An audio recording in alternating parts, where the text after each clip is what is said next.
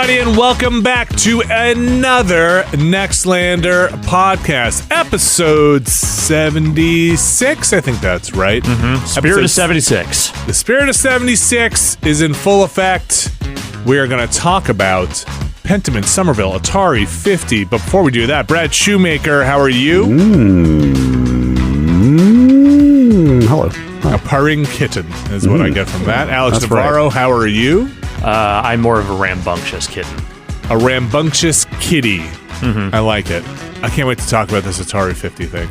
Yeah, we'll get Pretty there. funny. It's Whoa. pretty funny. It was not what I was expecting. Wait, what were you expecting? I think I was expecting more of a. Well, we're going to talk about it when we get to the Atari 50. Yes. Everybody doing well? Yeah. Before we jump into things, Yeah. I've got to go pick up my son in a little while here, so I'm going to go. I'm probably going to jump in quickly here, but I want to remind everybody because of a meeting I had yesterday. Save for retirement and save early is my takeaway from my meeting with my retirement person who tells me if I'm going to be screwed or not. Never too early to start socking away whatever you or planning, let's say, for some kind of retirement. The thing that's always interesting is she's great and she's pretty conservative in terms of retirement planning. But I'm always like, maybe this is completely depressing, but I'm always like, well, what if it balances out with Social Security? She's like, I never count Social Security for retirement. Cool. I was like, that's probably. I've known her That's for probably like, the smart play. Yeah, before last week, I would have said the same thing. I don't know. Who knows? Who knows? Who knows? Life is full of surprises. Indeed. Life is full of surprises, and you want to have the means to enjoy it by. Seize the means of enjoyment. That's right. Put it back in the hands of the people. The means of enjoyment in the hands of the people. Isn't it great having your long-term future prospects at the whim of people who don't have to worry about money? Yeah. Well, I love my financial advisor, so she's great. I've known her for a decade, so I don't know if she's in.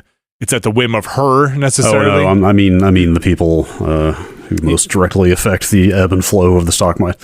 Yes. Tying everyone's retirement prospects to the stock market is what I'm The talking white about. gloved hands on the wheel, let's say. Yes. As we all sit in the back, kind of thumping around in the car, being like, I don't really Hoping know you what don't this get is. bounced out of the cab. Yeah, exactly. Hanging onto a bumper, let's say. Yeah. Did you guys? I remember this is. I remember hearing everybody has heard probably save early, put in, do your 401ks, do all this stuff. Man, it's hard. It's so hard. Let's start a Nextlander pension fund. Everybody who's on the Patreon can contribute to. That's our next tier. Is a Nextlander pension fund. It's a group plan. Everybody can contribute. And Look, this is the Nextlander escape pod. It's not for we will be funding the next generation's pension. So it's not we're SOL, but for everybody coming up next time, they get it. Oh man.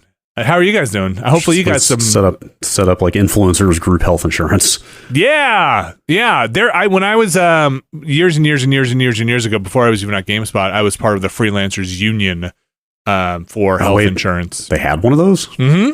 Oh, in New York. I think it's still around. But I looked at their health insurance stuff, and it wasn't like at the time it was pretty good. Now it is comparable to what I'd be paying in the New Jersey stuff, which is also a fun thing. I'm sure you guys are deep in that as well. Mm-hmm. Yeah, no, I don't plan for my future. I don't go to financial meetings. I don't talk to people about my stuff. I spend all my off hours preparing for various podcasts. That's pretty much it. And and buying scratch offs. Yeah. Yes. Yeah. Recently faced with the question of, should I sign up for health insurance for just the month of December, knowing I'm going to have to do it again? Yep. In a month, and the answer was yes, of course. Yes, of course. Yes, of course. Because Cobra's running out, baby. Let's not get into it. Cobra's out. The Cobra, long gone. The Cobra Commander has issued his decree, and we're off that shit. Now we know what actually. It wasn't Cobra stealing weird mind gems, or it was Cobra. It was Cobra launching a health insurance market to get people who wanted to get their group insurance and continue it. That's the plan. The Joes just couldn't seem to foil. I mean, if you're gonna plot to take over the world through a generalized scammy evil, the health insurance industry is a pretty good way to go. I feel like that's a mind bender plot, really. Yeah. I mean, I was quite literally sitting there going, like, what if I just didn't leave the house for the month of December? Like, what if I don't cross any intersections in December? Right, maybe I'll be okay, but freak health events always happen, and you just never know. Destro, what is this shit? I got out of arms and into health insurance, Cobra Commander. we will. People who are on their group rate want to get the same coverage, but will pay double the price. I don't understand any of this. Neither do the people of America. Dude, Cobra's been real quiet. We don't know what they're up to, but our health insurance premiums went through the roof. Barbecue's paying like $2,000 a month alone. Nothing we could do. Just General fucking Hawk comes in and be like, you guys got to sign. Oh, that's why those people in Springfield were melting. It's because their health insurance ran out. They just saw their premiums. Ugh. We've got a hell of a show for you today. Pentiment, Somerville, Atari 50. I've got some God of War updates. We're going to get to the news after that. Let's start with the games Pentiment. Well, singular. That's one game. Pentiment. Let's start with the game Pentiment. So, Pentiment, if you haven't heard, it's kind of a not an easy one to describe. Brad, do you want to take a crack at it? Yeah, it's the game that I saw a presentation for that we talked about a couple months ago. From Josh Sawyer, director at Obsidian, and a small team of like a dozen people. It's set in the Holy Roman Empire. Holy Roman Empire. Specifically in Switzerland, right? That's the region? In Germany. No, is it Germany? Okay. Yeah. Kiesau. Early 16th century. It is $20. I'm gonna put my glasses back on. $20 currently on Xbox and PC. It's like a narrative role-playing adventure, I guess you would call it. Yeah, but the I feel like its biggest claim here is its art style. Yes. And kind of a narrative. It's mechanics for its RPG and can you illuminate a bit on that art style? Boo. Yeah, well, that's the stuff I talked about when I saw it before, because that's all they showed us. They didn't actually show any gameplay. They just kind of gave us a big presentation on their font rendering technology. Remember that? Mm-hmm. Yes. But yeah, the art style is very much of the illustrations in the margins of kind of medieval religious manuscripts style. Yeah, and specifically, you are playing as a character that is, while not explicitly a person dedicated to doing that particular kind of manuscript, is working in a monastery with people who that is their daily toil. Yes, Andreas Mahler. Mm-hmm. In the scriptorium? In the scriptorium. Yes, in the scriptorium. Yeah, like it's really interesting to see that it is actually situated like directly in the middle of this transition. Yeah. From like the church is still kind of the main authority in society at this point, but like there's a little like it's starting to give way, like the printing. There's a lot of kvetching about various aspects of the church and its insertion into daily life and the power it holds over these townspeople.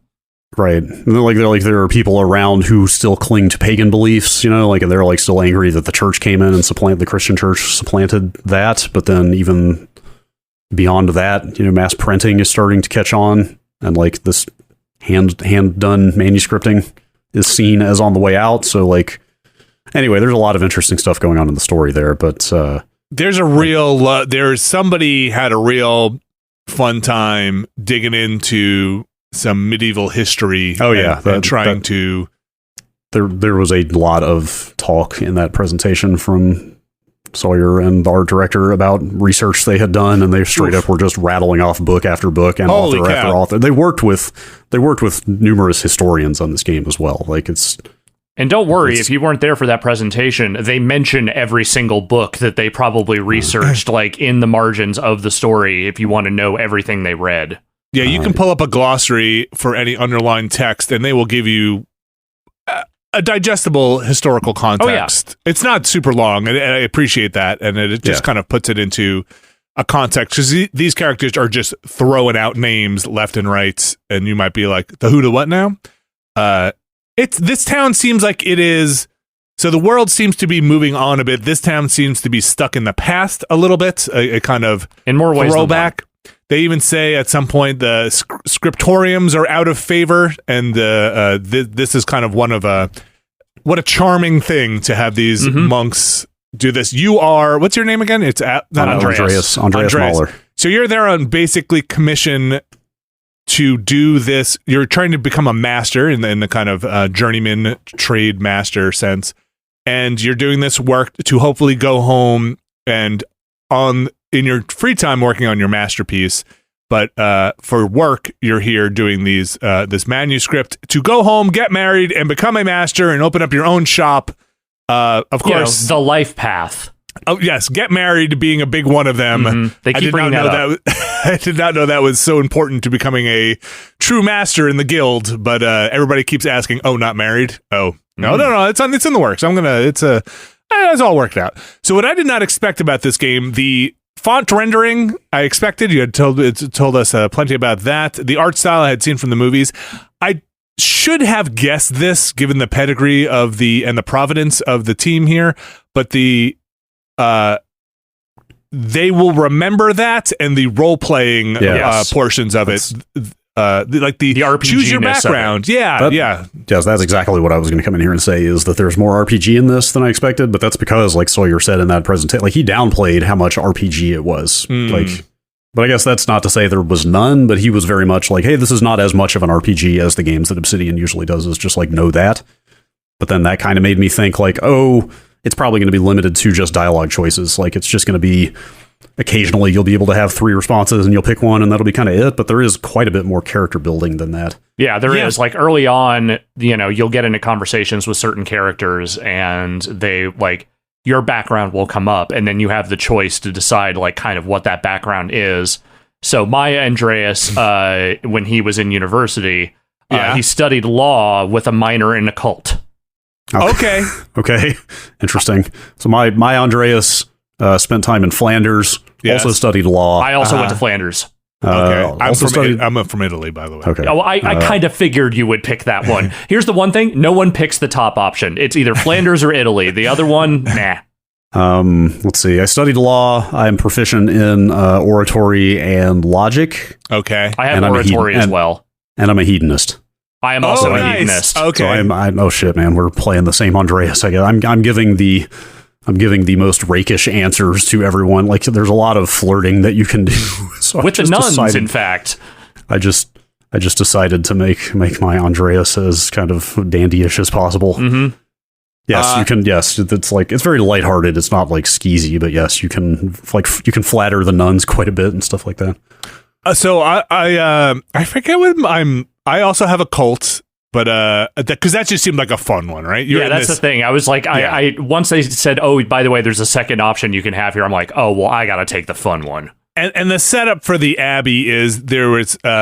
It's funny because it really, I started getting this the Name of the Rose vibe from kind of the whole thing. But the setup is the person who was in charge of the Abbey before seemed a little bit more open to discourse, maybe a little more liberal than maybe some of the other minded, monastic people. And the new person who's taken over is a pretty hardliner, pretty hardcore hardliner. Seems like kind of an asshole, if you ask me. So I thought Andreas having some dabbling in the occult would be fun. And you kind of go through all those options in the course of a dialogue back and forth with this noble who is kind of walking you. This noble who also has this, what would you call it, academic interest or philanthropic kind of vein, or like is rich and is I want to learn. Yeah, didn't go to university, but had like a lot of childhood tutoring and access to books and stuff. Yeah, and seems very into philosophy. So I'm not far enough along to know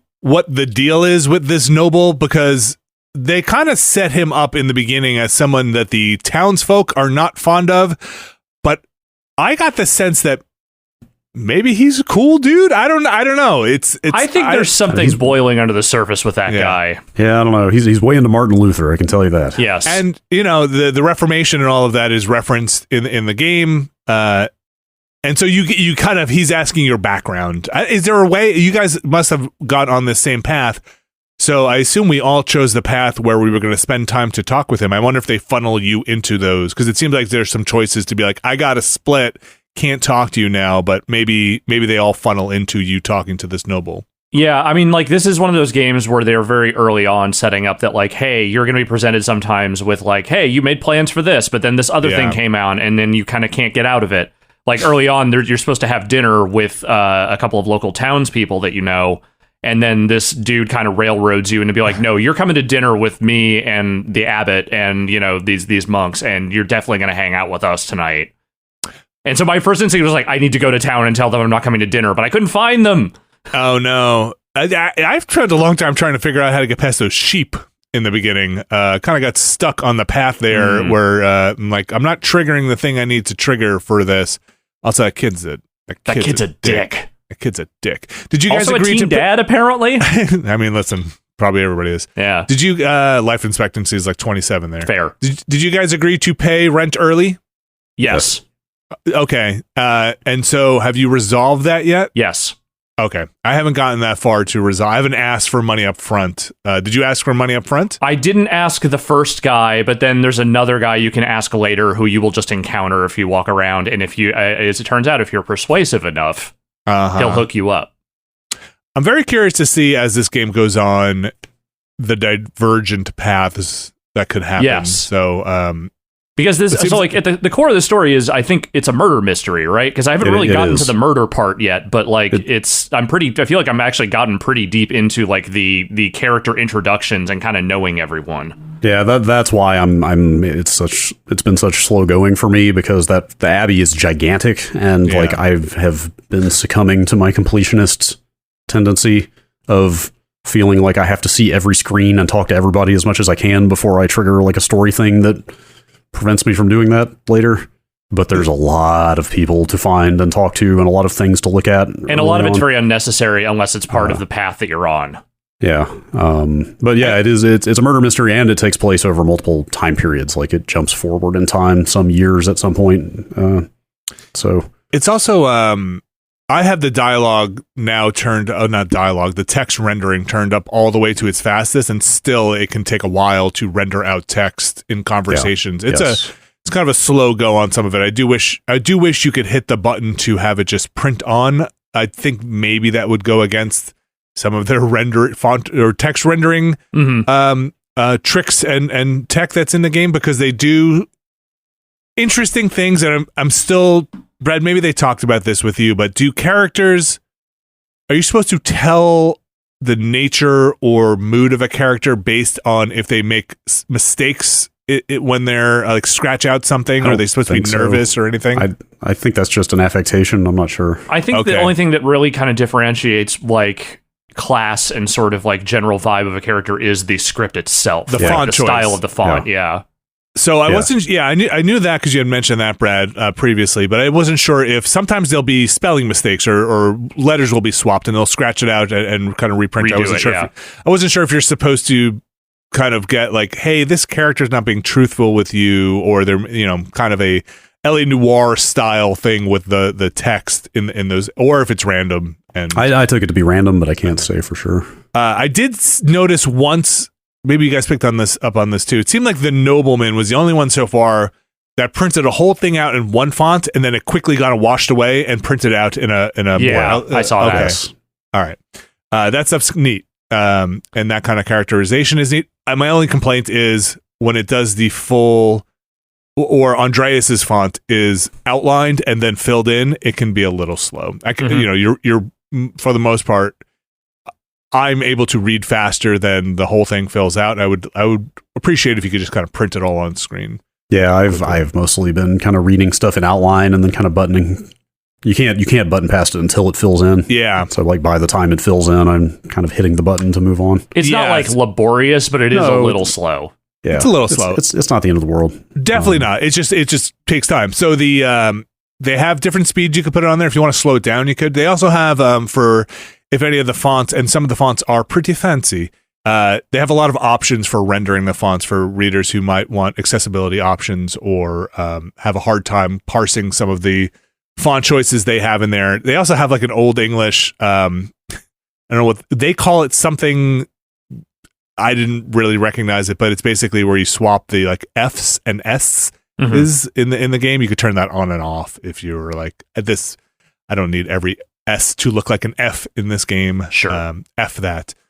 But so far, I'm enjoying it. I think the characterizations are fun. The Andreas is a fun character who they start the game off in a, I think, tonally lighthearted way that kind of sets the tone for what's going on here, where you're in this dream state and you are with Socrates and Beatrice and Saint, I forget who, and Prester John is there.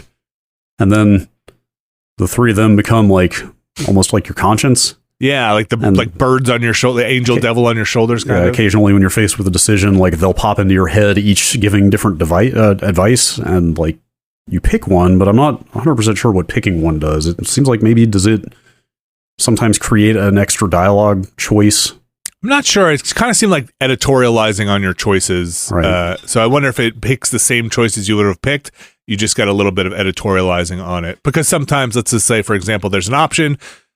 When somebody says in the beginning, hey, I would really appreciate if you could pay the rent up front. We're being squeezed on taxes, right? Yeah. And then you have the option to like, sure, no, or whatever the middle one is, like maybe with some strings attached. And you can go into the editorializing, the kind of your conscious Jiminy Cricket style thing. And it's like, if you pay this now, they're always going to expect you're going to be a sucker, basically. Or you can afford it, you can do it. And I think what it would seem like to me is maybe those just map on to the other choices after you pick them. But obviously, I have not tested that by playing it twice. So right. I don't know. But I mean, the main thing I would say is that while it is kind of a slow start and definitely takes its time getting you to kind of where things are going, it's still pretty engrossing. Like, I found the characters mostly to be pretty interesting, even the minor ones that have cropped up so far.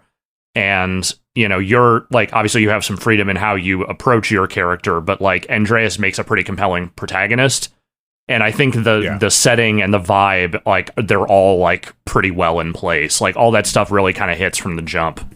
Yeah, it didn't really hook me until I got into the scriptorium. And there are multiple, there's like a good spectrum of young and old monks in there. Yeah. That clearly are from different eras. Like I said, this is like a period of rapid cultural change. And so there are both like very distinctive personalities, and also those people are from basically different eras at this point, you know, so like getting that mix of perspectives on everything that's going on in the world is really interesting. It's they set the table well, I think, in terms of what It manages to be thoughtful about the era it is portraying without just feeling like there is a modern narrator basically commenting on all the things that are fucked up about the world you're in. Mm-hmm. Like, there's a bit in there where you're talking to this librarian nun, and, you know, you're kind of talking about your chosen vocation and the brothers and all that kind of stuff. And she's like, well, I mean, your job's not so bad. I mean, you're a librarian. You must love that. And she's like, women don't get a lot of choices, dude. Like, you know, I when I chose, you know, my path along, you know, the godly path, there weren't a lot of options for where I could spend my time. Yeah. And, you know, you have a couple of different ways you can respond to that, but it doesn't feel like it's something coming in from 2022 trying to talk about this era. It feels like a conversation these characters would actually have. I think I feel like I've run into that sentiment like 3 different times already, of people kind of commenting on how fortunate he is to have like been able to choose a vocation. Yeah. Or travel. Spend some time wandering. Yeah. Yes, wandering. He seems to have come to this late in life, or later in life. He says that. The last thing I was going to say about the character building that is pretty impressive. It seems like there are a lot of cases where the backgrounds that you chose are going to play into what you can and can't do. Like, I assume you guys found that Latin code wheel thing early on.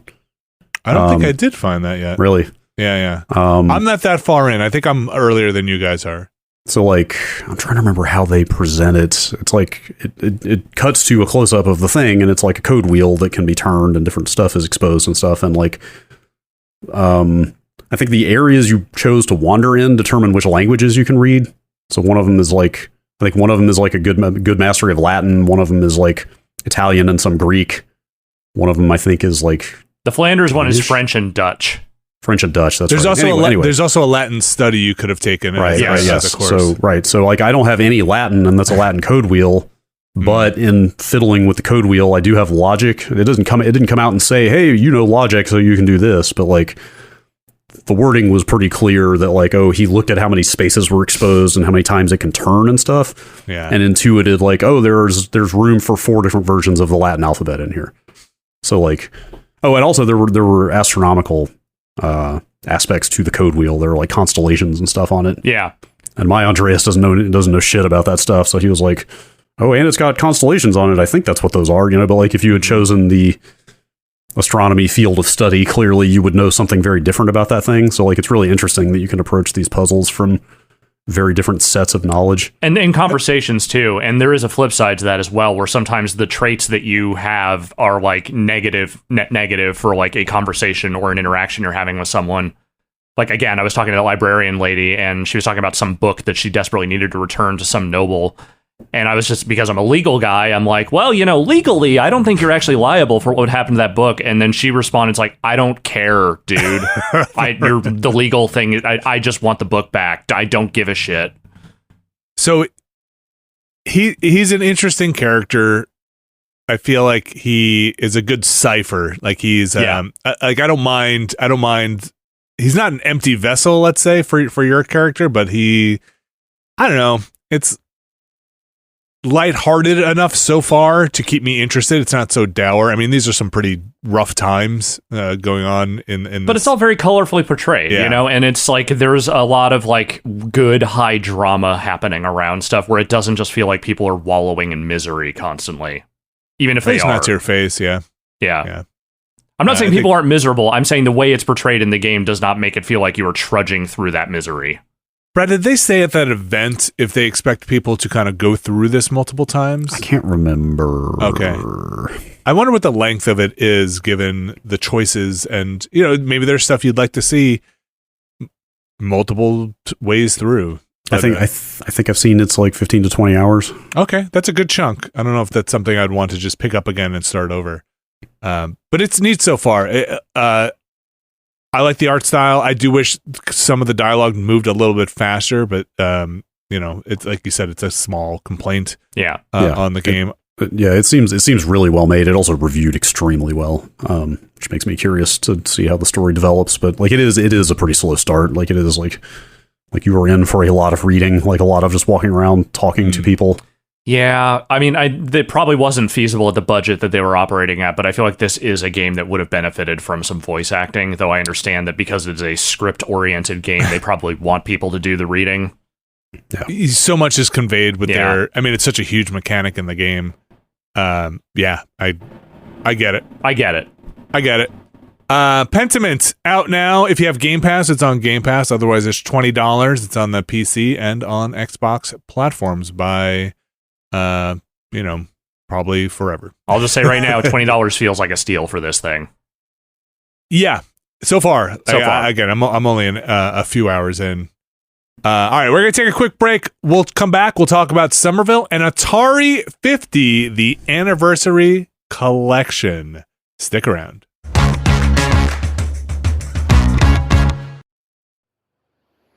This week's show is brought to you by Heroic Replicas and Lizard Doggo. Alex and Brad. Yes. Heroic Replicas and Coffee Stain Studios, the company that puts out Satisfactory, present LizardDoggo.com. It is a merch store for Satisfactory. Now, I'm a Satisfactory fan. I have a Satisfactory mug they sent to me. I also have a Satisfactory mug that I bought myself from LizardDoggo.com. 2 Satisfactory mugs? I have 2 Satisfactory. One Satisfactory mug was for people who have acquired, let's say, prestige status in Satisfactory. I have not, in the game Satisfactory, gotten that far, so I bought the kind of busted down mug. You want to be authentic. You can get the Fix-It coffee cups. You can get a Lizard Doggo plushie. You can get t-shirts, you can get keychains, you can get a full-sized machined aluminum Xeno Zapper or Xeno Basher replica. So this is Heroic Replica's deal, right? They make high-quality kind of replicas from video games, like a Master Sword, let's say, or let's say a Xeno Zapper. Mm-hmm. You got Xenos to zap and zip over to. Wow! Help me out here. We can't add letters to the actual URL, unfortunately. So Heroic Replicas is partnering with Coffee Stain Studios, and you can go to Lizard Doggo to get your Satisfactory merchandise. You can check out more about Heroic Replicas at heroicreplicas.com. Follow their work on Twitter, and you can support their work over at lizarddoggo.com. When you place an order there, don't forget to use the promo code Nextlander for $5 off any order over $25, or you can add a sticker pack to your order and get $15 off. If you've seen the mug I've been using, you know I haven't quite achieved my prestigious status yet. But maybe you have, and you can go get that gold-plated Fix-It mug. Thanks, Lizard Doggo, and thanks, Heroic Replicas. And we're back, and time to talk about some Somerville. Hey, I used to live there. Game. I was going to say the video game. Somerville. Yeah, how was it? Not like this. Not like this at all. So Somerville, another game that is on the Xbox and PC, probably currently. Maybe it'll come somewhere else eventually, but launching exclusively there on the Xbox and the PC. It ranges from $25 to $30, depending if you're looking on the PC, let's say, or on the Xbox, which seemed to have it for $27-ish. I think $27.49. I want to say it was. Yeah. Okay. Or you can get it for the price of Game Pass. Or for Game Pass if you have Game Pass. Somerville. A game by Jump Ship, which has some ex-Playdead folks in it. So if you are... Maybe just one, I'm not sure. It's just Dino Potty, but I think Potty it's Chris I'm not sure. Olsen, who's the writer-director of this game? Yes, I believe that is correct. Okay. But maybe even more than that, it's got that vibe. It's got a Playdead-ish vibe. There's no dialogue in the game. There's no... spoken or text dialogue in the or nothing to tell the story other than your actions and the environment, let's say in the game. So I finished this. There are multiple endings. I got all the endings. I had to look up how to get one of the endings. Wait, you mean multiple endings in sequence, not like a choice?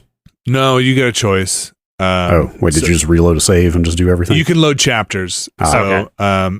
Yeah, so there's probably 3 main endings and maybe two-ish other endings. They all kind of occur near the end of the game, so it's not like you'll miss something early on. This game I enjoyed. It's kind of a bit of a technical mess. It's got some bugs. The controls never feel super great. It's a little rough on the pathfinding. It's kind of rough all around. You're in direct control of your character. You don't have any camera controls, so you're in set pieces, kind of moving your character around.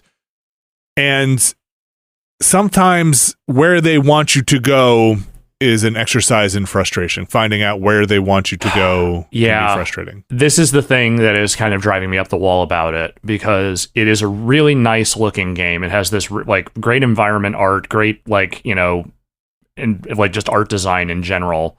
And the environments being a little more open than they are in, say, the Playdead stuff, where you're kind of moving along a set side-scrolling path for the most part, gives you the impression that you should be exploring and poking around and looking at stuff more in the environments than is actually necessary. Because every once in a while, you'll find a little hidden area where maybe something is going on. But generally speaking, you are still on a pretty set path, which means that you have these areas of the environment you can wander around in that just don't lead anywhere and can sometimes lead to you getting stuck in places, not being able to visually identify where you're supposed to go next. Yeah, yes. And some of those hidden areas might be related to achievements or getting something like that, but it can be frustrating not only mechanically navigating it, but with your time in trying to be like, okay, it takes me about 45 seconds to transition from this screen, to shimmy along this ledge, to transition to this screen where there is nothing over here, and now I'm just spent a minute and a half, now I'll go back the other way.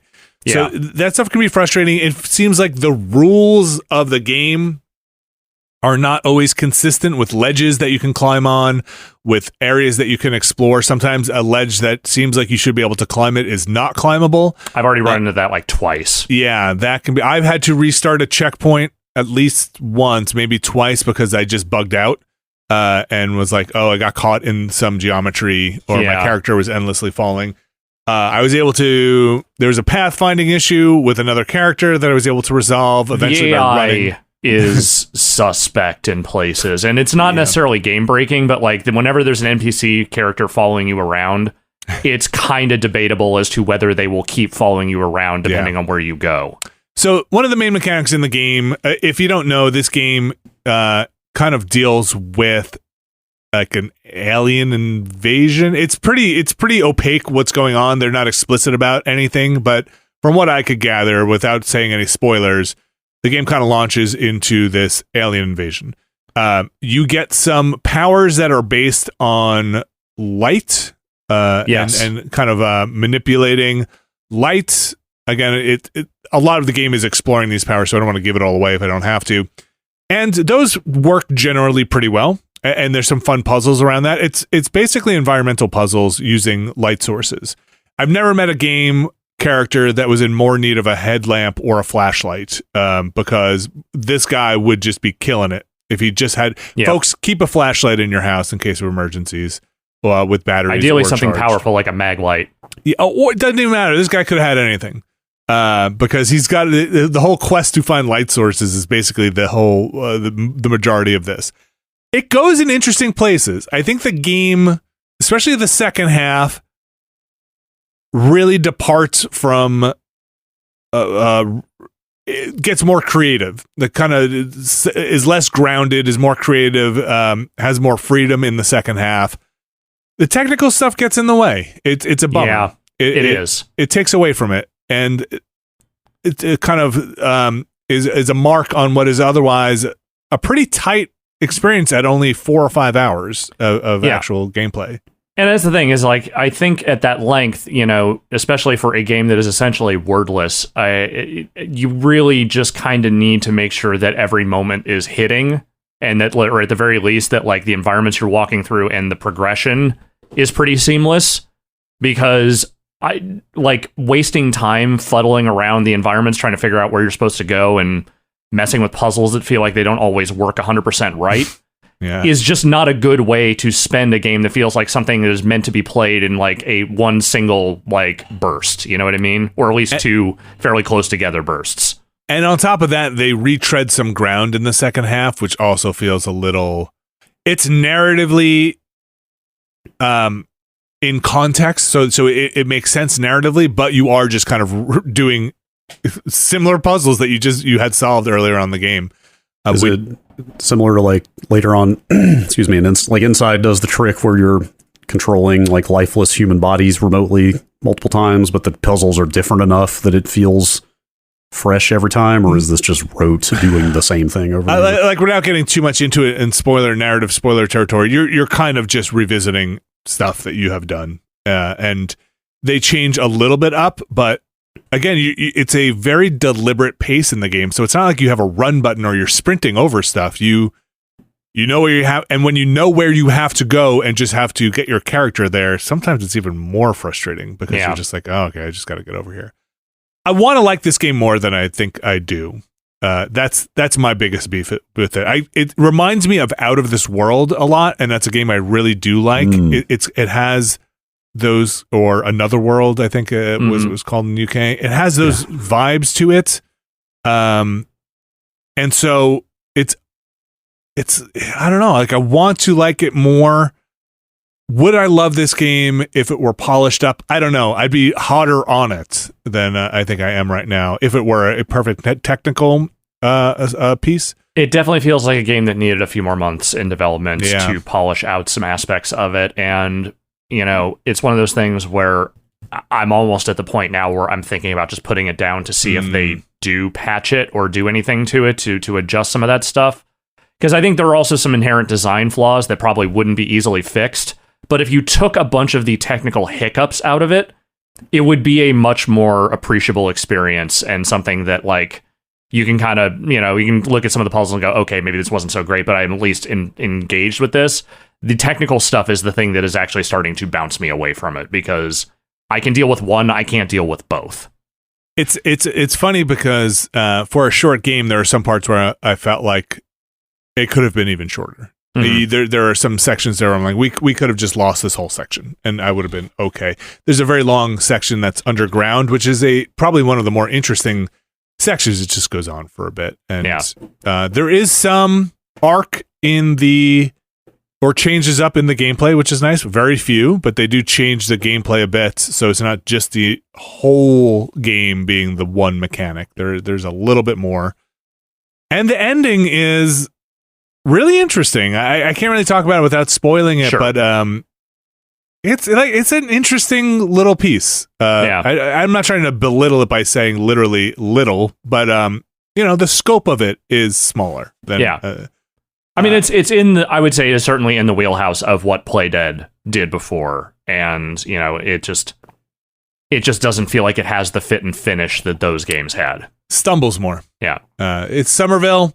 It is out now on PC and Xbox Game Pass. If you got it, $25 or ish, thereabouts. I was trying to look around to see if there's been any developments on actual Playdead's next game, but it doesn't look like anything. I don't think they've said anything in a while. Since they put out that last teaser image, they still haven't even put a name on that thing. It looks like it might be kind of different. Like it might not just be a side scroller. It's hard to tell from these images. I hope they patch up the technical stuff. I don't think that would make this. I don't think it would solve all the problems, but it would help. But it might solve enough of them that it would actually compel me to finish it. Yeah. Somerville out now. All right. Let's talk about some Atari 50, the anniversary celebration. Hot damn, what a collection. Game of the week. I kind of agree, honestly. And I actually, when you said on Slack yesterday, like how much you like, I was like, I don't even think of you as a huge retro games guy. I am to a degree, but not for Atari stuff at all. That's where I'm at. I mean, the 2600 was my first console, but I don't have a huge amount of reverence for Atari stuff. But this package is so goddamn well put together. They went so above and beyond with this thing. The only word I can think of for this thing is magnificent. It's exhaustive too. It's crazy. It's from Digital Eclipse. Drew Scanlon works there. Chris Kohler works there. Mike Micah. Mike Micah, yes. A lot of people we know. But, that said, they basically have established the gold standard already prior to this for collections of old games. Blizzard Arcade Collection, the Ninja Turtles Cowabunga Collection, the Genesis and Super Nintendo Aladdin and Lion King stuff they did a while back. They've done a bunch of Disney stuff over time as well. And they've been doing a lot of bonus features for those that have been amazing. But, I saw Kohler briefly a couple months ago and chatted with him about this, and then he tweeted the last week before this game came out, kind of a big thread with screenshots saying a lot of the same stuff. What they've essentially done here is taken these gigantic bonus sections from these past releases they've done and made that the game. Yes. They took all that stuff. Yeah. They take all those historical assets and arrange them into a timeline narrative where that's essentially the first thing you see in the game. You get to the title screen and there is a button that just says, take me to the game library. And then you can just scroll through dozens of Atari games. And it's everything from Pong to Jaguar. It's pretty much all of the, not everything, but we'll get into the game library. But also a handful of titles that Digital Eclipse did remakes or remasters of. That's a whole weird, unexpected other aspect of this thing. But the main thing I was going to say though, is that shortcut to the game library is almost like an afterthought on the title screen. Yeah. Because the main component of the title screen is this 5-section timeline thing. It's basically the early years, which is arcade and pinball, the console years. I'm going through it in order, so I haven't seen everything, but I think the third section is basically the crash. Yes. The video game market crash.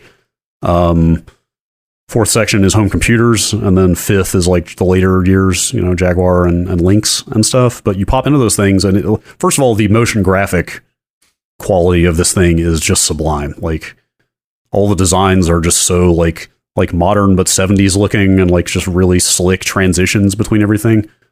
But the timelines that they drop you straight into a timeline as soon as you press a button on one of those things, and it's a horizontal timeline that's mostly, I think, it's not all games. It's mostly games at the top line, but some other stuff. But then for almost every item on the timeline, you can scroll down to additional items about that point in time. And like, the range of shit they pulled for this thing is just astonishing. And like, I don't know about you guys, but for my money, the new documentary stuff they shot with a lot of those original engineers, and I mean, there's like tons of names in this thing. Like, I haven't seen Nolan Bushnell yet. I don't know if they got him or not, but like, but Eugene Jarvis is in there. Here. Like a bunch of Al Alcorn, like most of the names from early Atari that you think of are in here. And then they also interview people like Tim Schafer and also Tim Schafer. Yeah, Cliff. Very excited when Tim Schafer popped up. Yeah, but it's also edited very well. Like, it's all put together super well. So they clearly have a ton of footage, and they put the relevant parts together for the thing you clicked on, and it's edited. It's got a sense of humor to it, even in the editing. Oh, it's irreverent in a way that feels like they did it specifically because these are the guys they have to talk to, and these guys are all goofballs, but like in a good way. But also some of them are really heartfelt, though. They actually they start with the showstopper, because they start with Computer Space, the very first Atari arcade game, and literally the first clip is, God, I forget. It's one of the engineers. I can't remember. Yeah, I can't remember which one it is, but like, it's actually a super heartfelt clip about him in, I think they dated it around 2000. They found a sunflower farm in Dixon, California. In Dixon, California, which is like, they basically answered an ad in the San Jose Mercury and found a dude on a farm who had multiple computer space machines, and they determined that, I don't know if isn't it Ted Dabney? Yeah. Those are Ted's machines. I don't know if he's still alive or not. I don't think he's interviewed. He has passed. Yeah, he has passed. He passed. Oh wow, yeah, he passed 4 years ago actually. But they basically put this engineer called up Nolan Bushnell, and like, they put 2 and 2 together, and they're like, oh, like that was Ted's route up. Yeah. What was it, 80 or something? I forget. What? I think it was even earlier than that. It was like no. I mean the highway. I forget. Oh yeah, Highway 80 between, like, it's halfway between the Bay Area and Sacramento. Right. So like, they basically kind of puzzled it out, and they were like, wait, this was Ted's route. Like, these are Ted's machines, and this person had all 4 colors of computer space, and they basically determined, like, this yellow one this guy has is the first computer space ever made. What do you say? He paid $6,000 for the whole thing? $5,000 for all of those machines, and he just like is very like, he's almost tearful. He's very moved. Like, I'd fucking do like 5 minutes into like, here I am like tearing up at a fucking Atari collection. 5 minutes into this thing, and like, then 10 minutes. It's incredible. And then 10 minutes later, you get a video about how they were all smoking just prodigious amounts of weed while they were making arcade machines. Sorry, nobody was smoking weed in this office. It's like David Crane going like, those things may have been going on, but not in my department. Like, who's the guy in the suspenders that is like? One night I was just, I smoked a bunch of weed. I did a little coke and added a little psychocillin to it. And then he was like, and then I went and scribbled down a page full of notes, and that became exactly the game that I meant. Like, just incredible. Yeah, that whole thing is great. Who's the guy who has the blurred out? That's Eugene Jarvis. That's Eugene. Okay. Yeah, he's Eugene Jarvis. I've never really seen him speak before. He seems like a very fun guy. He swears a lot, which is fun. I think he's also in that Midway documentary that came out a few years ago. Like, that would make sense. Yeah, I think I remember seeing him talking in that, and he's fun.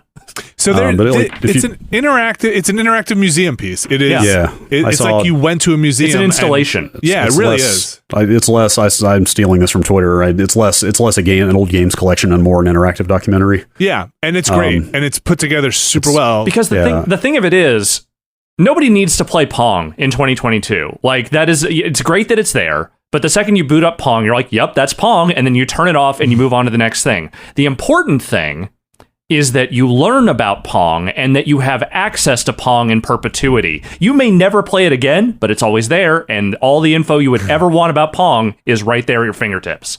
Well, also, like, you're playing Pong, and then you can actually just pause Pong and hit a button and go straight to the operator, like the flyer for arcade operators that they distribute. And in, like, immaculate high resolution, you can read exactly what they were putting out in the 70s to operators to try to sell that thing. I mean, like, it's just like that Ninja Turtles thing that we did, like, the breadth of material in here. Like, I forget, it was a Dabney or one of the early engineers. Like, the first asset you see is a gigantic high-res scan of his business card from the early 70s. It's just like, there's so much shit pristine. In here. I did poke into the home computer section a little bit because I couldn't resist. Yeah. Like, they've got all the magazine, from computer magazines, the ads they sold those things with, but they also have the TV commercials. Which I haven't seen those yet. There's a fair amount of archival footage in there, including commercials, but also some like news footage of like, some early coverage of Atari and video games in general. Yeah. I don't know if it's right up front. You guys probably saw there's footage from a 70s documentary about Atari. Yes. Like when Bushnell was like super young. Yeah, that's fun. They're talking to him as they're launching the business. When he's walking around the rows and rows of computer space. And he's straight up in there talking about like, all this technology is now affordable due to government investment. Like, the government was worked on this technology for so long that now we can produce it cheaply enough and sell it. And it's funny because they're talking. I found this entertaining. They're talking about those games were not even necessarily programmed in the kind of the sense of a written program. They're just the chips are in a certain order. That's something I had that hit me as like I knew that at some point, but I had totally forgotten that the 6502, the CPU everybody used back then, didn't come along until several years later. So in that documentary, they're talking about that, and then for me, I'm like, oh my gosh, those PCBs are so huge, and they're talking about like 10 years ago, this would have taken up the entire a whole house worth of stuff, and it's like, man, it's wild to see like they're so excited about just having integrated circuits, just having to be like not individual transistors on a thing. Yes. It's also fun which is fascinating. It's also fun to see them talk pretty openly about their failures. Like the whole pinball thing is basically just them talking about, God, that was a terrible idea. They hate that guy who took over so much. Oh, the Warner Brothers executive that came in after they got bought out. Like, dude, that Hercules pinball machine. Did you read about that? Yes, they used I've seen that. That was at Have you seen it? Oh yeah, it was at the place that Rich Gallup used to take us to. Fun Spot. Yeah. No, the pinball one. arcade. Yeah. Right. Yeah. Like this. It's the world's biggest pinball machine. It uses pool cues instead of pinballs. It's like ridiculous. And even the text on there is like, it's not very fun. Just like you get over the novelty, it's not very fun.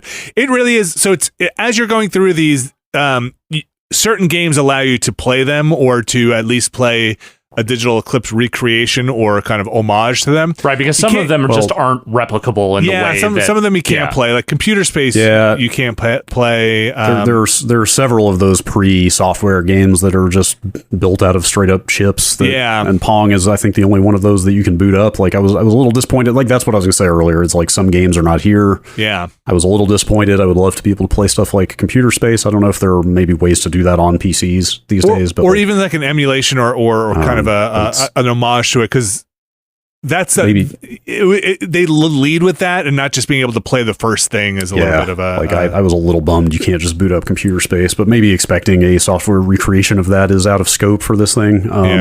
But like I said, you can just get to a giant list of games, and like, I certainly didn't count. I mean, I think there were a bajillion 2600 games, and there are only maybe a few dozen at most in this, so they're definitely missing some stuff. And also there's like, of the 4 Atari games. Oh, is total? That's what they're the whole thing. Yeah, they're saying over 100 games total. Okay. Yeah, like of the like 4 2600 games I had, one of them was an Activision game, Barnstorming, and that's not in here. So I think it's just Atari games. But still, there's a ton of stuff in here. It's cool. I jumped over. I was going through it, section by section, but I also did skip to the Crash. I wanted to just skip over to E.T. and the video game Crash to see how that stuff is covered, and it was fun. Like there's a lot of stuff in there. I did come up with this stuff. This is the 2600 was in my house. I had a bunch of games. I didn't have the VCS? I did not have that, but I had no idea. As a kid during a lot of this stuff, you don't know what is happening behind the scenes. Yeah, I don't know if you got up to the part where they had that whole holographic console they were trying to make, and they just scrapped it kind of at the last second there. like hearing them talk about being an adult now, being an adult who's gone through a lot of corporate stuff and business stuff. It's fascinating to hear that nothing has changed. That, you know, people who want to come in and basically say, you've got a good thing. How do we market this and make the most money from it? And be like, in doing that, you will probably destroy the thing that, you know, is that we are here to do. And a bunch of goofballs who were like, I'm sure there's more drama in there that is not exposed, but from what I've gotten from a lot of the vibes was people who just wanted to do this thing. It had similar ILM vibes to me. People who were passionate, very good at this certain thing.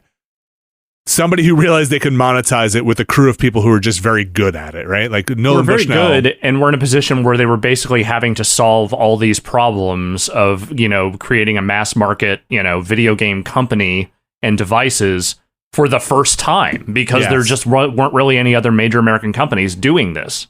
And they allude to in the home console stuff with the around the crash. It was an interesting soundbite. I can't wait to listen to more of it, but nobody had really figured out how to launch a follow-up console. Like, what does that mean? What does that mean? What does that even, like, what do you do with a follow-up console? Like, you know, what happened? They mentioned the Odyssey? The Odyssey was had been out, but like nobody knew what to do for your Encore, right? Like what happens there? And there's like a lot of mistakes, and so I haven't gotten past some of that, and I really want to check it out. I'm not even really playing a lot of the games. I'm just watching all the videos. I'm booting them up. I'm trying them out, you know. And I tried that Tank. Tank. Yes, that's my favorite flyer in that thing.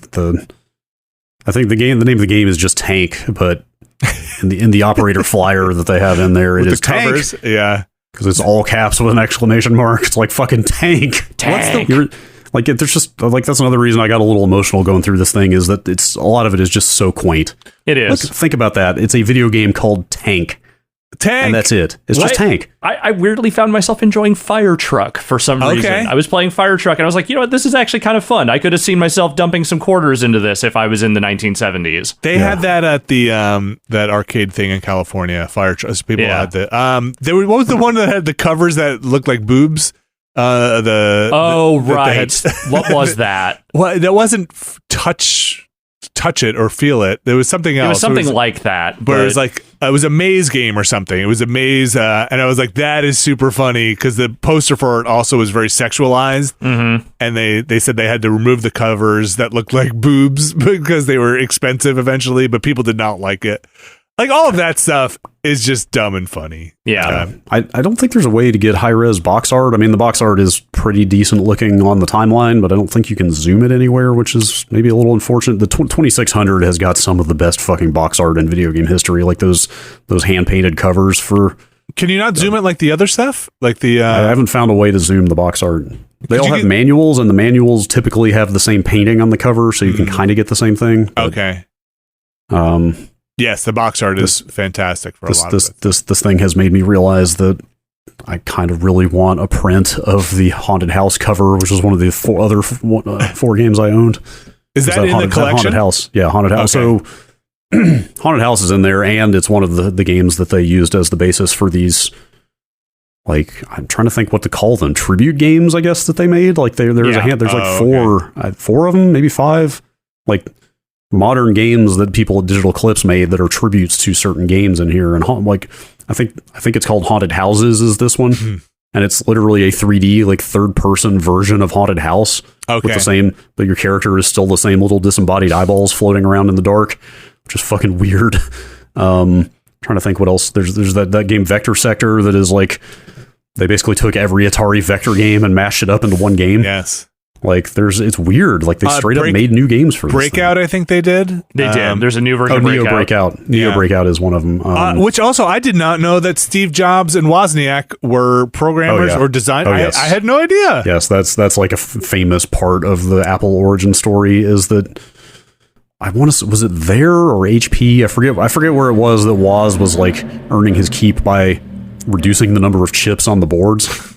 I think it might have been at Atari that he was like straight up like figuring out how to reduce the number of parts they needed to make these things by optimizing the designs. That's amazing. There's also some like shitty stuff in there about I don't know if that was at Atari or not, about like Steve Jobs taking credit for Woz's work and keeping most of the money without telling him, shit like that.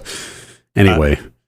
So the thing I got up to yesterday was my son popped in while I was playing it, and I was very curious if he would be interested in any of the history of the games.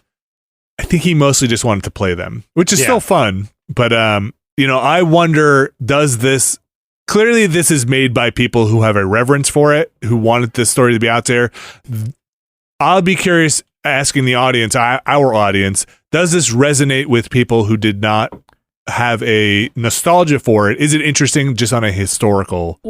Well, I mean, I can say for my part, again, I was not an Atari person at all. Like, my buddy Frankie, when I was in elementary school, was the only person I know who had a 2600, and I only played it like a handful of times when I would go over to his house. Like, that whole console section completely passed me by as a kid, basically. So going into this, I had no real enthusiasm for it. I was like, okay, cool, yeah, Digital Eclipse, they'll do a good job on it, whatever. But it was not like I was excited to play any of this stuff, because I just don't care about those games for the most part. But I do really enjoy behind-the-scenes documentary work on any aspect of any medium that I'm interested in, whether it's a company I care about or not.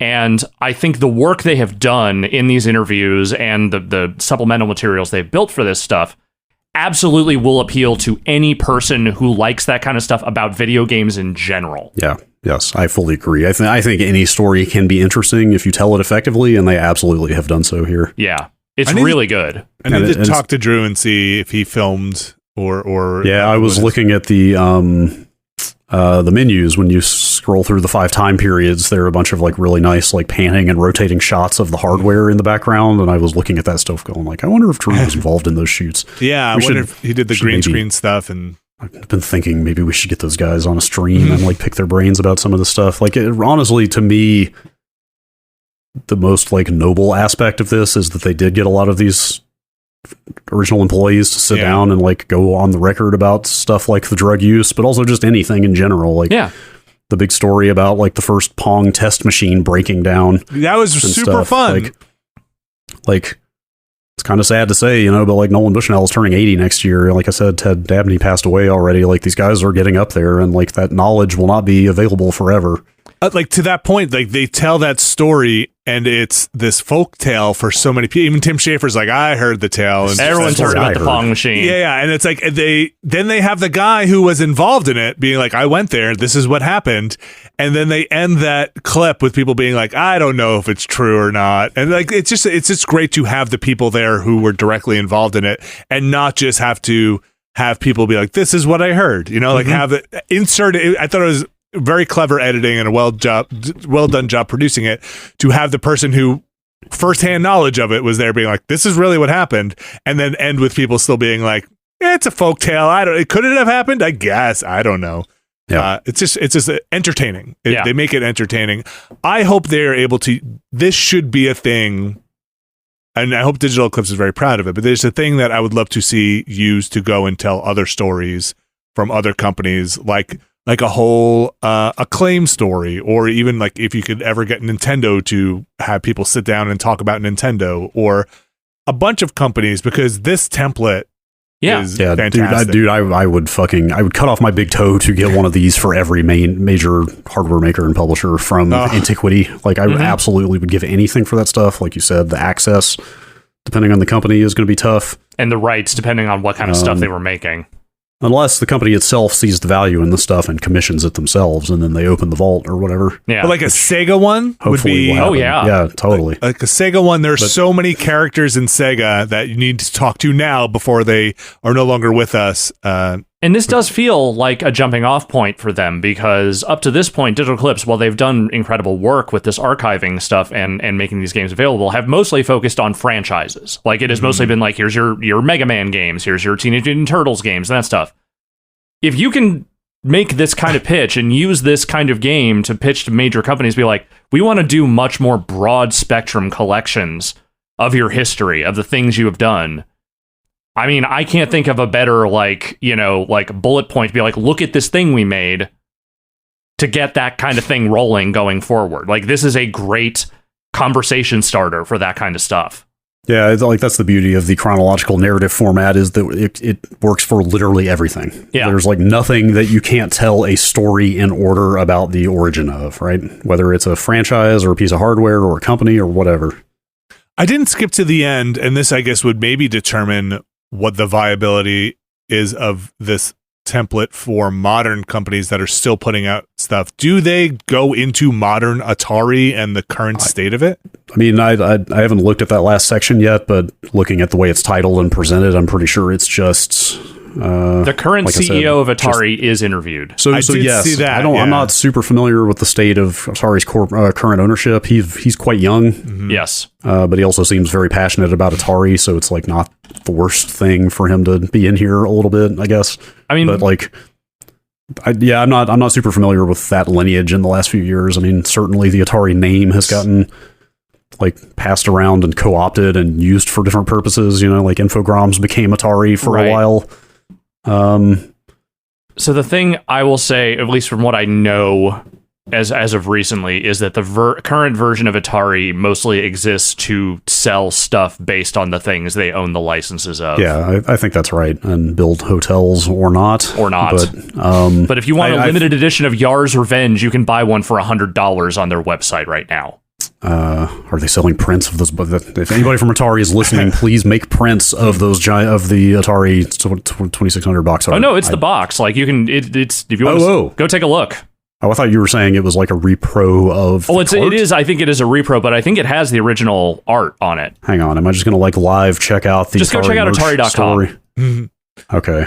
Do they interview Phil Harrison at some point in this? I hope not. Did he come through the doors? Yeah, I was going to say, I think looking at it, I think it probably stops with the Jaguar and the Lynx. I could see there maybe being a couple of bullet points about like the future or something after that, but like I think that is pretty traditionally considered like the end of the original version of Atari. Yeah. So like if you're doing one for Sega, would you stop at the Dreamcast? Or do you go beyond? No, not in that case, because I think their franchises have lived on way beyond their hardware. Yeah. So, like, I wonder, do you get into sticky situations where you have an ongoing software brand that maybe doesn't want some of this? I don't know. Maybe it gets a little trickier. Atari is a particular brand. I think you could do an Acclaim one, for sure. Like, I don't know if Acclaim has the same heat that Atari has. I'm going to say it doesn't. But yeah, Atari 50... It's $40. It's a beautiful product. It really is. It's not a game, and it's not just an Encarta entry.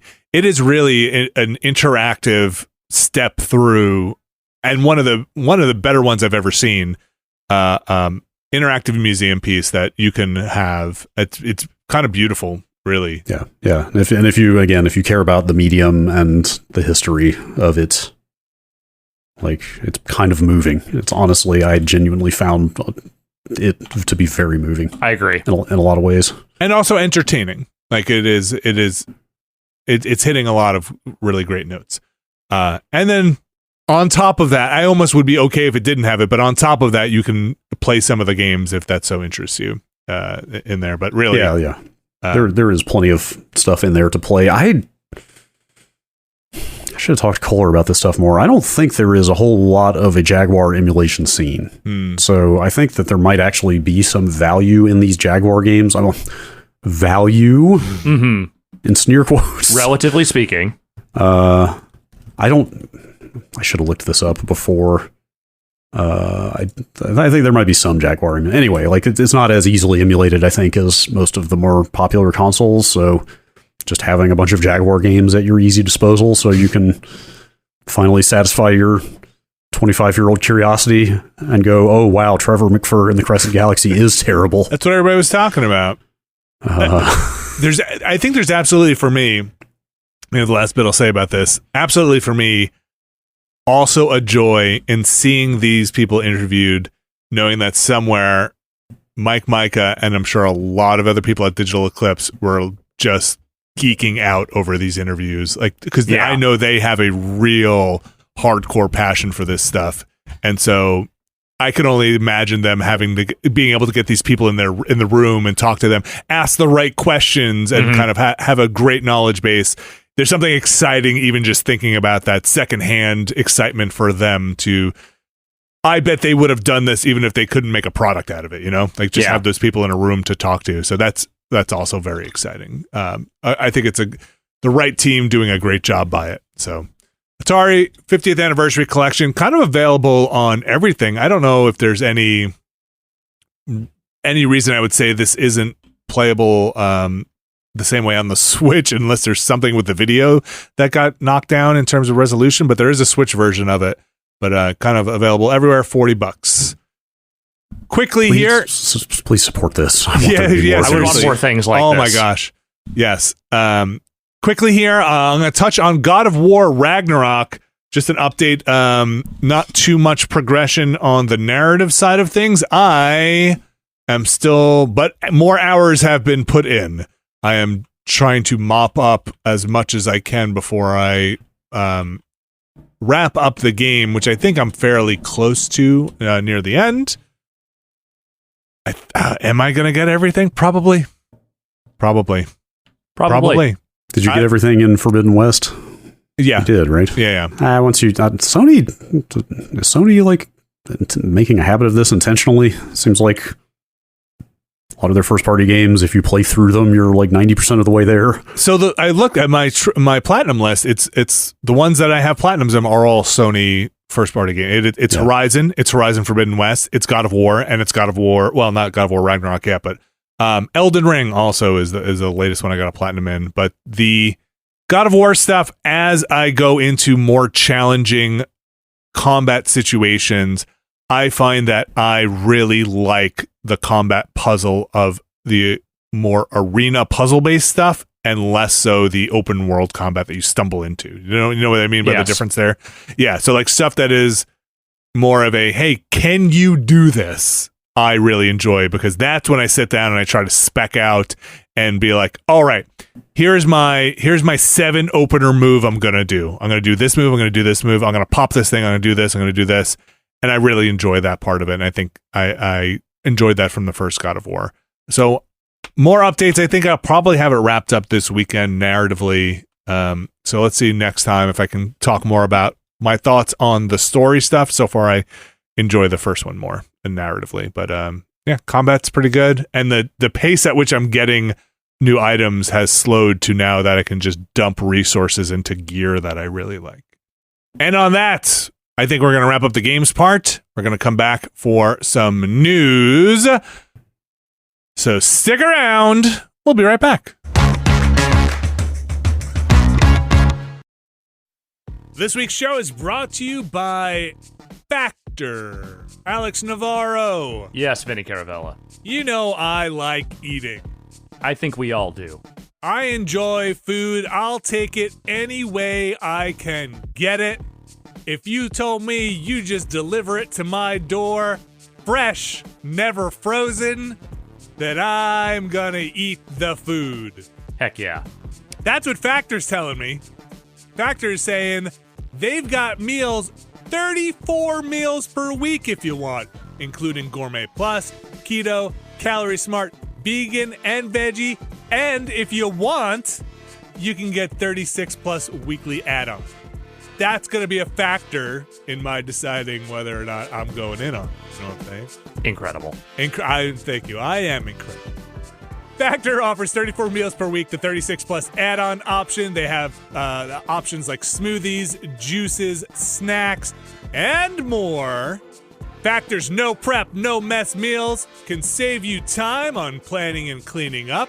So if you're going to be busy, let's say you got the holidays coming up, when we have people coming over, you're like, man, I've got to already cook something for all this dinner we're doing. Let's not cook twice and get all the dishes dirty. Maybe Factor can help you out there in the kitchen so you're not cooking twice. Happens to me all the time.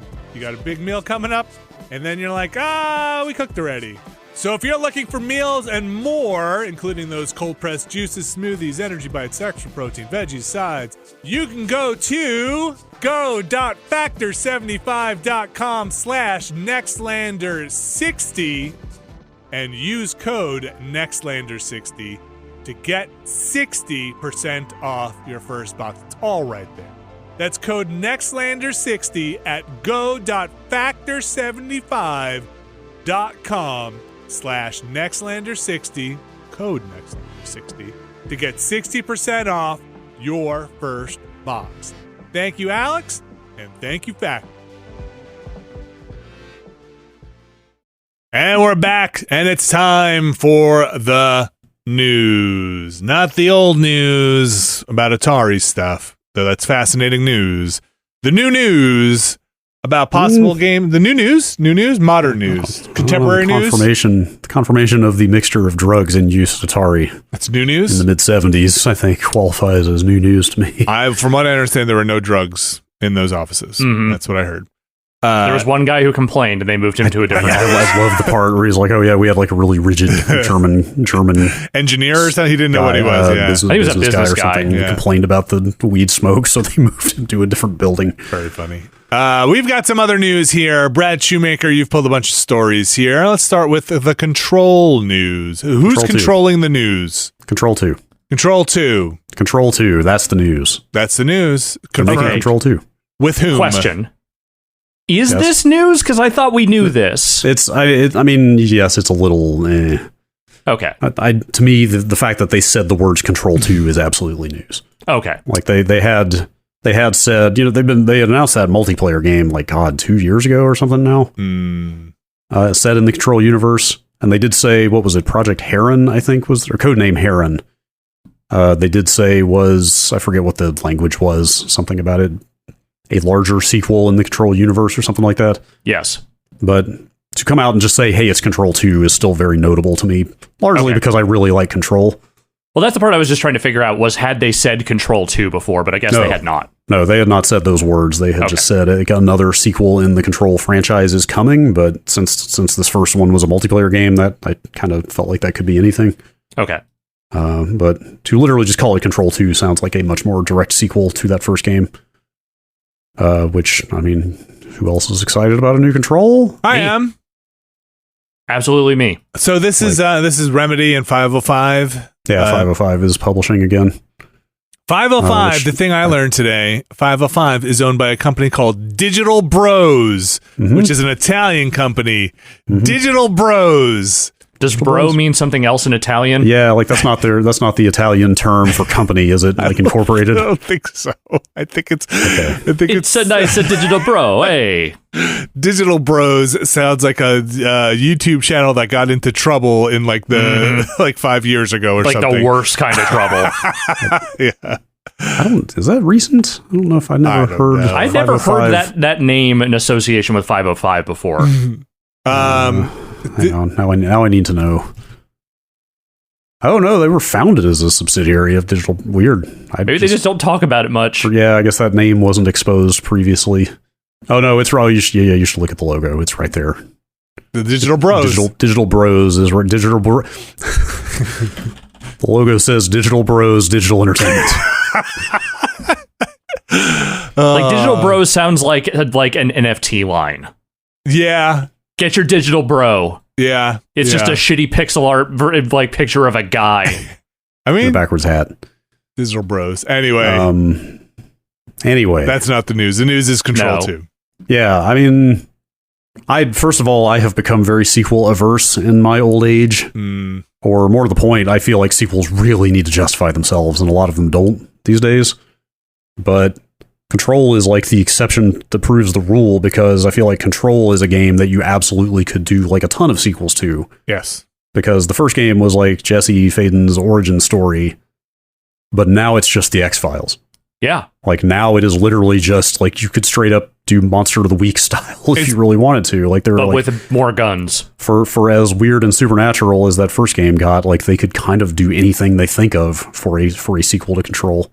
And in addition to that, which I fully agree with, that is really what I'm looking forward to here. I also am very curious to see what kind of lessons they learned from some of the aspects of Control that did not work as well.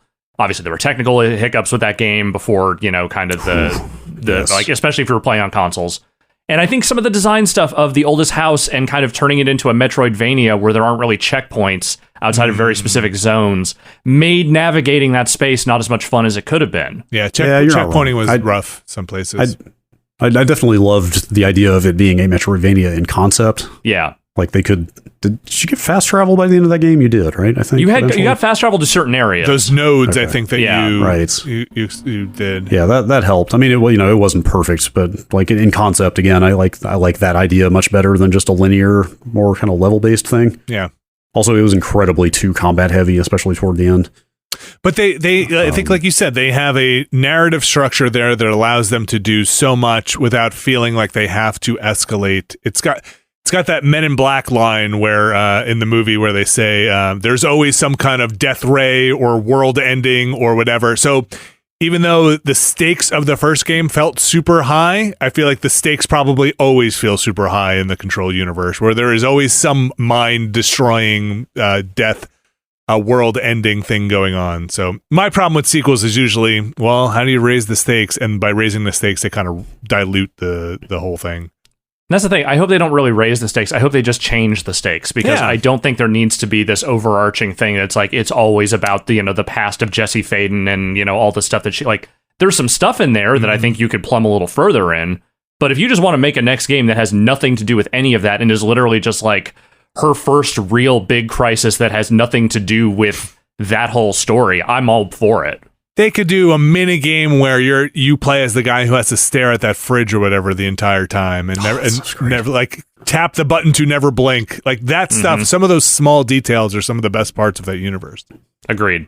Also, there's so much potential in that franchise that like if they came out in 6 months and said, "Oh, by the way, you don't even play as Jesse in the sequel," like I would not be shocked at all. Like that would just be yet another reason to be interested in a sequel here. Because I'd want her in there as a character. Yeah, for sure. And like it's totally fine if you do play. The point I'm making is like it feels like the potential for a sequel is wide open in terms of they could do anything they want and make it work. They laid unlike a God of War sequel where of course you're gonna play as Kratos again and you're going to very directly continue a storyline that was already going. Yes. This could just veer off into any wild shit. Like they could do an anthology series where the whole game is just 12 chapters of different people on different missions that kind of loosely tied together. Some people make it back, some people don't.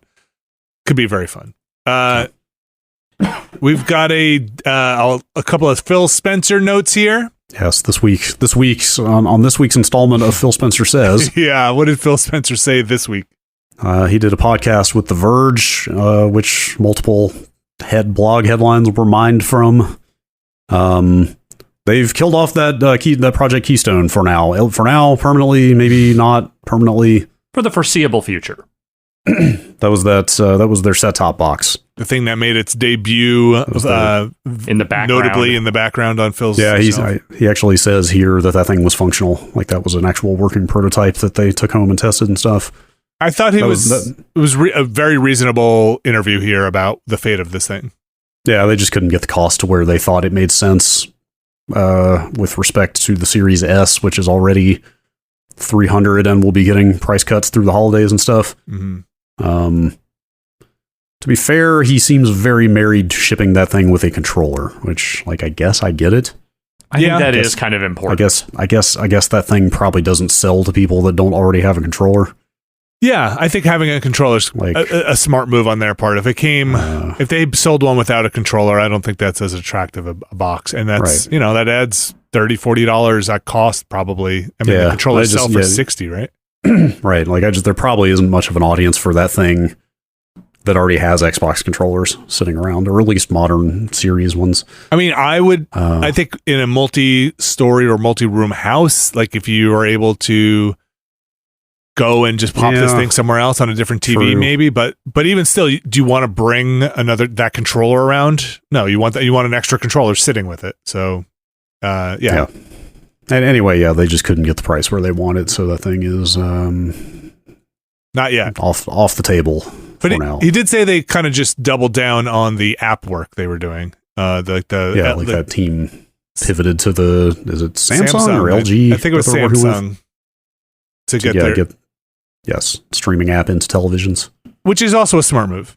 Yeah, like you're never going to make a ton of money just on hardware unless you're Apple. Yeah. So like that thing was just going to be a way to get Game Pass into people's houses anyway. And he's also very I mean, I like this about Phil. He just comes off as somebody who is thinking about this. He's congratulatory to the team that they really busted their butts to make this thing and work. They just couldn't get the price down. So, seems like a totally reasonable point of view for and transparent. I think. Who knows? But it comes off that way. Yeah. What's this other Phil business? This one's maybe a little murky. Phil's out here today. Maybe this one's a little murkier in terms of Phil having lawyers at his back on this. Well, I mean, of course, they also talked about the Activision acquisition, the acquisition, the acquisition. I see where you're going. Acquisition. And like regulatory pressure seems to be have been. I mean, it has been heating up for some time. Like we haven't been talking about it every week because I feel like that stuff tends to run together, but like especially in Europe, like that deal is actually getting eyeballed pretty damn hard now. And Sony is certainly out there banging the drum as much as they can. I mean, it's a big deal that this is anti-competitive.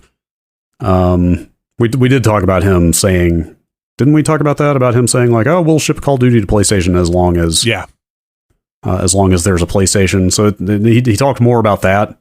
And basically said, like, in writing, they are ready to make a longer-term commitment to Sony about shipping Call of Duty.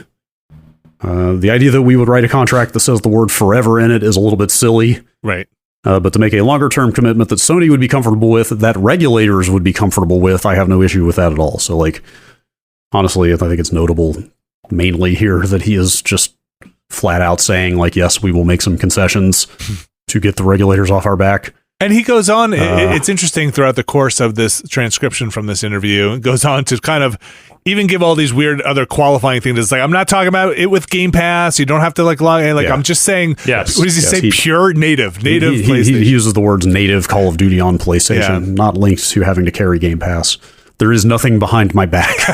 Like, I mean, again, this part I feel like is more Phil Spencer with lawyers in a bigger company and what can he say, but I don't think there's any reason currently they wouldn't want to get as many units of Call of Duty sold on a PlayStation if they are going to make money. Microsoft will make money off of that, right? Yeah, it's a win-win. Like I think he's being truthful. Yeah.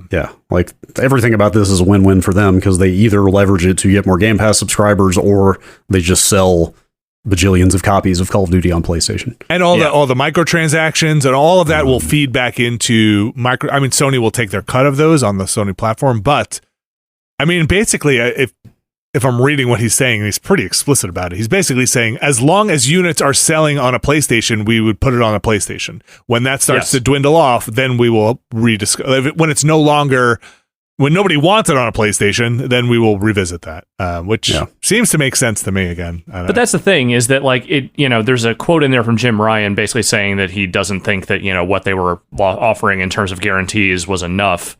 In the end, I think this is really about Sony doing everything they can to try and quash this deal because it's not good for them in the end for them to own Activision. And I don't necessarily blame Sony for going that route, but I think the Call of Duty angle is not going to be the thing that gets this deal quashed if it ever actually happens, because it does not feel like there is actually any real smoke to that fire. Yeah, I mean, you can kind of see why Sony is panicking. I mean, pretty much all of their eggs are in the console basket. It's like totally justifiable for them to want to stop this. They came very late to trying to diversify their offering. Like, they're trying to get into PC now, but that's kind of it. Like, that's the other, actually, maybe more interesting thing in this whole thing, which, like, you might roll your eyes at it, but he makes a pretty good case that he flat out says, like, yeah, the Activision, the acquisition, he didn't hit my word, not his, was more about getting King than it was any of the other Activision Blizzard properties. Interesting. Like King being the mobile company. Yes. And he makes a pretty good case. Like, I don't follow these numbers, but clearly he does, that PC and console business has been flat for a long time. Like, I mean, hey, big surprise, the mobile gaming space is still growing rapidly. Yes. Like, the numbers are massively bigger there and still growing. And he flat out says, like, hey, if Xbox cannot become relevant in the mobile space, it's not going to survive. It's a big one. I do think it is a massive consolidation, and everybody should be looking at it with some pretty critical eyes. Skepticism is warranted. Yeah. And it sounds like that UK Competition and Markets Authority is looking at the Call of Duty stuff as like, how would this impact? This does play a pretty big role in PlayStation's market share. It's still one of their biggest sellers on the PlayStation, and what happens if that's removed? Does it take out does it kneecap your number one rival in the space, which would be anti-competitive, right? So if you were say to do that. So I think it is all a good conversation to have. Yeah. Nobody wants to see one person in the space dominate, because in my non-businessman sense, is not a great thing. You want competition in this space. Speaking as someone who has consumed pro wrestling for many, many years, when there is no competition, it's a pretty bad scene. Yeah. Just to put some more numbers on that King stuff. King's monthly active users in September were 240 million. Versus 31 million for Blizzard and 97 million for Activision proper. So okay, like again, I mean, make whatever argument you want about how much you can like monetize and convert some of those mobile players. Yeah. Versus what a World of Warcraft subscriber pays or whatever, but still, when the disparity is that big, and he's saying the bigger number keeps getting bigger and the smaller numbers kind of stay where they are. Yeah. Like, it's not hard to believe that he's pretty serious about this mobile stuff.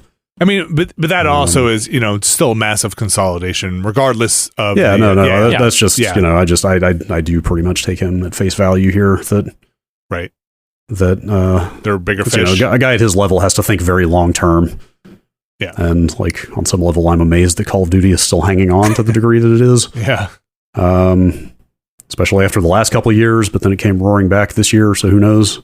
But yes, like, Xbox is not like a cool young person's brand necessarily. No. To me, I don't know about you guys, but like, it's kind of not surprising that the Xbox name is not necessarily huge in the spaces where like younger and also very much older people are playing games. That's the thing. I don't think any of the major console makers have that kind of cachet these days. Not really. PlayStation maybe still has a little of that hanging on, but by and large, I think that all of the console makers have a degree of old attached to them. Yeah, for sure. Nintendo probably is in the best space for, at least judging from my personal experience with my kids, just because the games they put out are still focused in that range. Right. Pokemon and stuff like that. Mario plays, Mario does indeed play. Yeah, Mario likes to play. Mario play. Brad, this Witcher news. Hey, it's coming out. The Witcher 3 current gen upgrade is finally coming out on PS5 and Series X next month on the 14th. There you go. Hell yeah. There you go. I kind of want to check that out. So if you own, that's going to be released standalone, but it will be a free update if you own the game on the PC, Xbox One, or PS4. I assume you will get the upgrade on the platform you own it on. Yes. I assume that has to be. Yes. Okay. Yes. Definitely. But it will be standalone if you never been a better time to get into The Witcher 3, I guess. Yeah, they're adding a bunch of stuff to it. I knew this previously and forgot about it, but they're adding like a bunch of items that are inspired by the Netflix show, which I have not watched. I enjoyed the first season well enough, and then we never got back to it. And now that Henry Cavill is leaving, I'm like, eh. Oh, maybe I did watch the whole first season. It kind of blurred together, but maybe that's also where I stopped. How many? The third season is going to be the last one with Cavill, right? Yeah. Okay. Anyway, I don't know. I kind of want to. I mean, I fell off of Witcher 3 for a reason, but I kind of. Should I just pick up my save from 20? I've got a 7-year-old save in that game. I would probably just start over. I was somewhere fairly deep into Novigrad when I stopped playing it. Okay. Yeah, go jump in. You know what? Probably start over because you might see some. Maybe you'll get some new stuff. Were I to boot this back up again, which I will not be doing in the immediate future, I would start over. I like the character density in that city. Maybe a good way to put the ray tracing in this to the test. Oh yeah, good point. Good point. There you go. Brad, tell me about this Nintendo repair stuff. This one was a weird one, but I think this is hilarious. Okay. Nintendo in Japan has instituted a new policy whereby they can deny warranty or repair and replacement service to people who harass the customer service representatives doing the work. So why don't you read down the kind of bulleted list here of what they can refuse, or based on what, so they can refuse. Intimidation or threats, insulting or denigrating remarks, invasion of privacy, excessive demands, such as excessively for a free repair when the warranty has expired, which it's very specific. Some of these maybe are a little bit of a gray area of just like angry customer, not necessarily harassment, although anything can be harassment if you won't fucking leave it alone. True. Demanding an apology from Nintendo or its staff without reasonable cause. That one. Yeah. This sounds another highly specific one.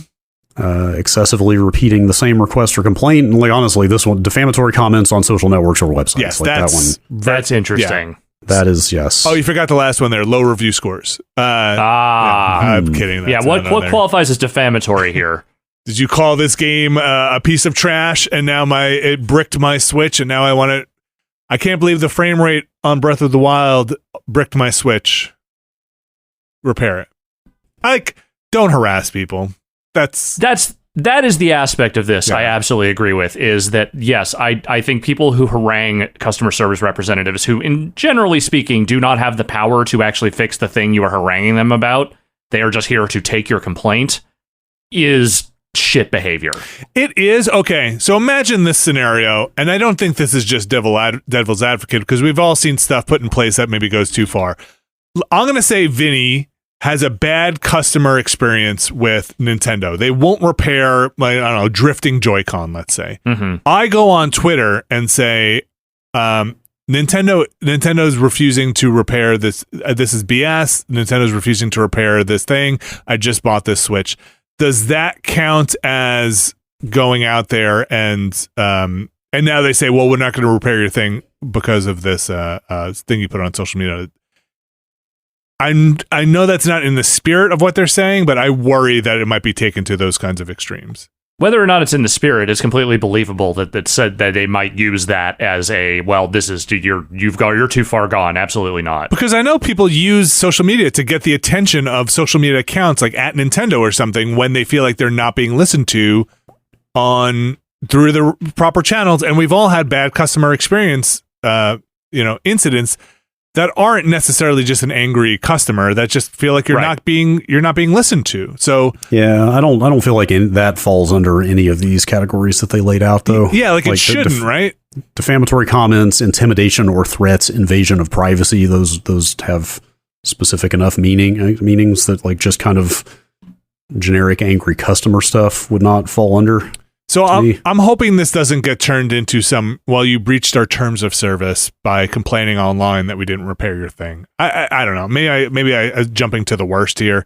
Oh yeah, I cannot imagine. I mean, they would be raked over the coals if they went too far with this. Yeah. So yeah, we'll see. Maybe I should be, again, don't harass people, even if you had but also you have consumer rights, and I feel like if you're not getting satisfaction with a repair, that also sucks. Yes. I've had Joy-Con drift. I sent my Joy-Cons in that time because I thought it was not reasonable that I just bought this thing and the controller started to drift. And they honored it and they repaired it. But wonder what kind of repairs Nintendo's doing out there these days. Like, have you guys sent any Nintendo stuff in? No, I did have, I think, one of the drifting Joy-Cons, but I ended up just replacing my Joy-Cons at some point because there was also some rubber coming off of them. Yeah, I just replaced my sticks when that happened. Yeah. The world. Finally here, Batman. Yeah, I'll let Alex take this one because I think he's the closest to this one. Yeah, so as of last week, Kevin Conroy, the voice of Batman from the animated series, the Arkham games, a whole host of things where Batman is prominently featured and does not require a live-action actor, though he did actually portray a live-action Batman in one of the WB series. Huh. He was like an alternate dimension Batman that showed up for an episode. Kevin Conroy passed away at the age of 66. He had apparently been battling cancer for some time. And just straight up, Kevin Conroy is my favorite Batman. Oh, yeah. Always was. canonical Batman. Yeah. Easily. Like, just an incredible grasp of both Batman and Bruce Wayne as characters. A big part of what... I mean, there were many factors that made Batman the Animated Series so legendary, but I think he was a huge factor in that, and the voice cast in general. And, you know, it's like, I don't know, man, celebrity deaths, like, don't necessarily gut me the way they used to when I was younger, but, like, this one hit. Because he was just such a vital part of a very specific part of my childhood. And that show was something, you know, I still hold in regard as probably one of the best animated shows ever made. He also seems to be well regarded as genuinely a very kind person. Oh, yeah. So that helps. Like, you know, did a great job and also a proper human. Which, totally. It's good. I agree with you. Like, his voice is always jarring when it's not that bad, when it's not Kevin Conroy. Yeah. Especially in portrayals like video games, like even in the most modern Gotham Knights one, it's not him, and it's just something off about it. Yeah. Some big shoes to fill. Indeed. If you we did what was the game he was in? We did it on the Friday stream, right? It was the Adventures of Batman and Robin for the Sega CD. yes, a whole bunch of the animated series stuff in that game. If you wanted to check out Kevin Conroy pre-Arkham stuff on video games, but it's really just mostly the animated stuff that they're just lifting, which is just such a great show. I said it on the stream, and I'll say it again. If you have not checked out the Blu-ray set of the Batman animated series, it is one of the better collections of shows from that era out there. I might go pick it up, and I bet my kids would like it. Like, it's a show that always felt like, I don't want to get too much into the animated series, but it's a show that always felt like wasn't talking down to kids, you know, like was like respected that you can handle this. And like had a maturity about it, but was still super engaging. Yeah, it was still exciting. Like, it still had plenty of, you know, action adventure in it, but like also it had a way of treating, especially its villain characters, as something more than just a foil for Batman. You know, like they're, especially the more tragic heroes like Mr. Freeze and Clayface, like I feel like there's some real nuance to those characters that you don't necessarily see in a lot of other Batman media outside the comics. Yeah. Kevin Conroy, rest in peace. Indeed.